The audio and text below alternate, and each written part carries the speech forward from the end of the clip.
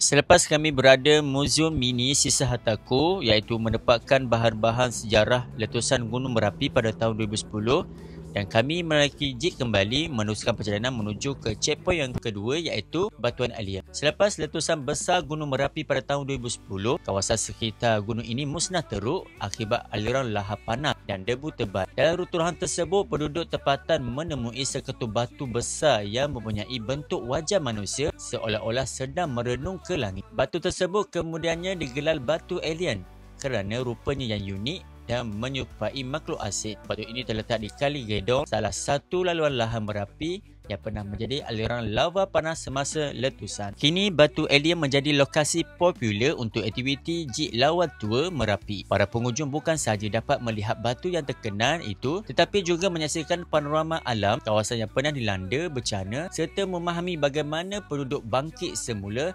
selepas terjadi letusan pada tahun 2010 tersebut. Dan kini kami meneruskan perjalanan dan akhirnya kami akan sampai ke checkpoint yang kedua, iaitu Batuan Alien. Apabila kita melihat sendiri di mana mereka ditimpa ujian meskipun kehilangan tempat tinggal dan harta benda, penduduk tempatan menerima ujian itu dengan penuh redha dan ketabahan. Mereka melihat bencana tersebut sebagai peringatan dan tanda kekuasaan Allah.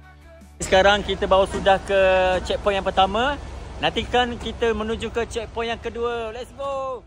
Dengan semangat rotoyong, mereka membina semula rumah, membuka semula kawasan pelancongan serta menjadikan pengalaman pahit itu sebagai sumber rezeki baru melalui aktiviti pelancongan seperti jeep lawa tour.